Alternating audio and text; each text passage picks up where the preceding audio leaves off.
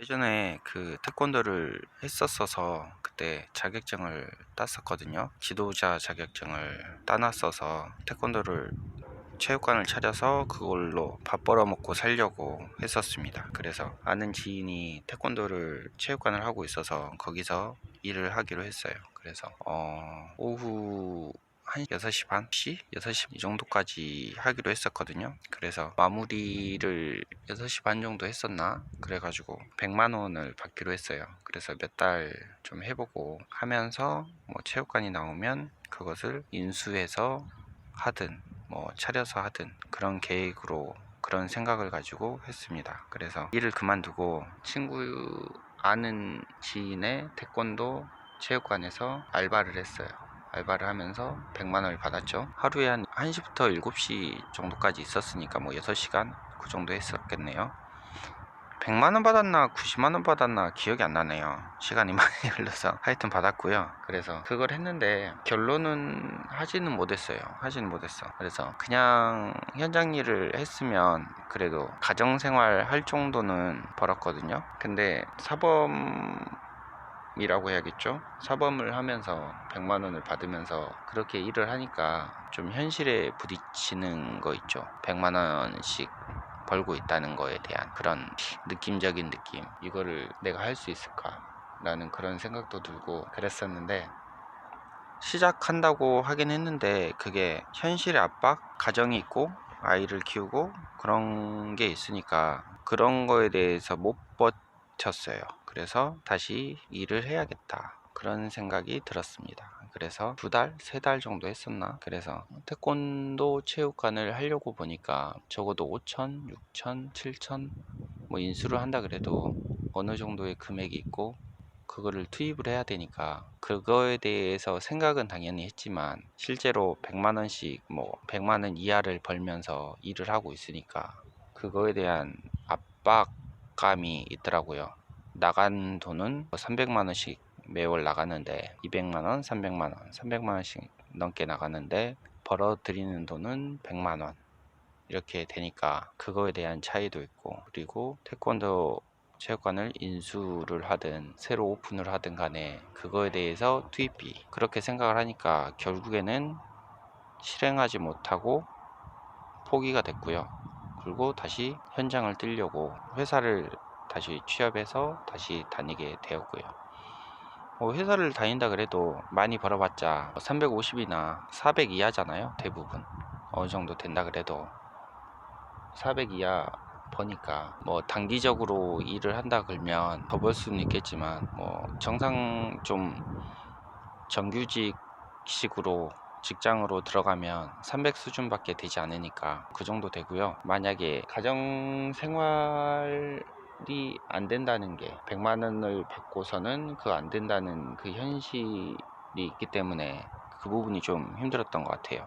그래서 지금은 회사를 다니면서 뭐 다른 일도 하면서 그래서 점점점 조금씩 모아가는 것도 있고, 그래서인지 다시 그런 생각이 드는 것 같아요.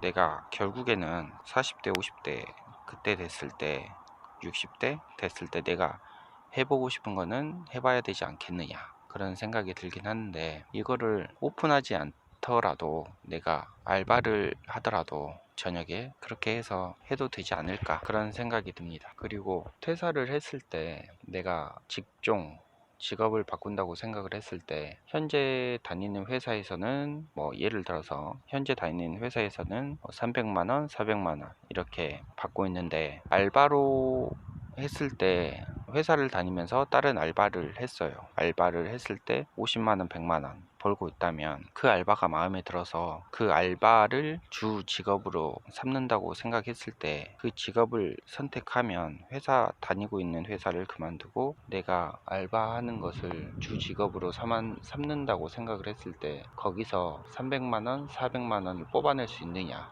그게 문제인 것 같아요. 만약에 그거를 뽑아낼 수 있다고 생각을 하면 충분하지만은 실상은 그렇지 않잖아요. 알바로 50만원, 100만원 벌던 것을 주 직업으로 해서 거기서 300만원, 400만원을 뽑아낸다는 것 자체가 쉬운 일이 아니니까 회사든 직장이든 다니면 그냥 몸만 있으면 되잖아요. 몸만 있으면 몸으로 노동을 해서 그만큼 벌이를 할 수 있는데, 새로운 것을 오픈하게 되면 그만큼 5천만 원, 7천만 원 뭐 이렇게 돈을 투입해야 되는 거고, 그런 부분이 있으니까 그런 것도 고려해야 되고요. 그래서 옮기려고 했을 때는 여러 가지 생각을 해야 되는 것 같습니다.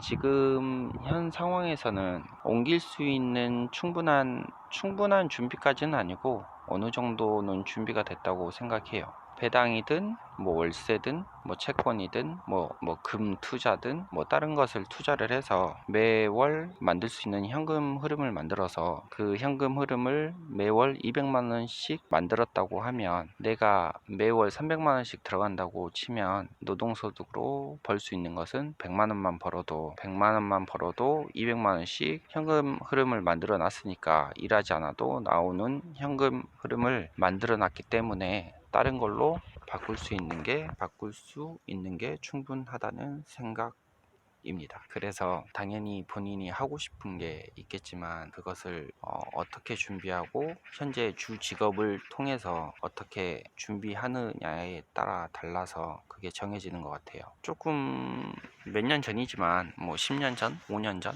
이렇게 얼마 안 됐는데도 그런 생각을 못 했다는 게, 그런 생각을 하더라도 조금 대략적인 생각, 대략적인 계산, 이 정도 하면 이거는 충분히 할 수 있겠지, 이런 생각으로 했다가 현실에 부딪혀서 다시 포기하고 다시 일하다가 다시 생각하다가, 이게 어느 정도 뭔가 정립이 안 됐다고 해야 할까, 그런 것 같아요. 근데 나이가 점점 들어가면서 뭐 독서를 하든 유튜브를 보든 제가 도움이 될 만한 그런 것을 보면서 들으면서 생각하면서, 생각이 점점점 바뀌다 보니까 내가 하고 싶은 것을 우선 하는 것보다 내가 하는 일을 똑바로 해서 그것을 꾸준히 이어나가면서 다른 소득을 만들어서 그것을 2천만 원, 3천만 원, 4천만 원, 5천만 원, 6천만 원 이렇게 돈의 흐름을 만든 후에는 내가 벌지 않아도, 내가 하고 싶은 걸 해도 돈에 관계되지 않아도 된다는 것을, 그러면 하기도 쉽고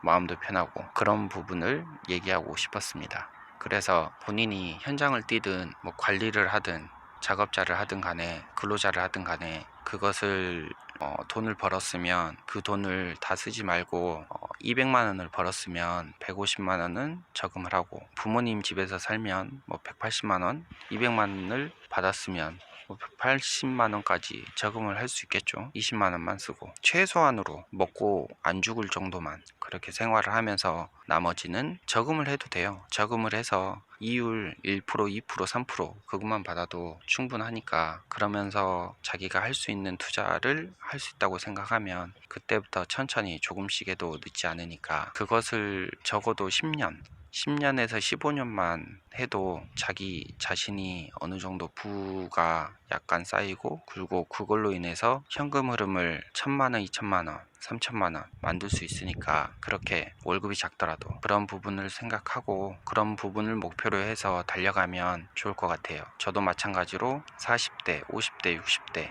뭐 10년, 20년 그렇게 꾸준히 월급이 그렇게 많지 않더라도 사용하는 것을 최소한으로 하면서 그렇게 나아가면 좋을 것 같아요.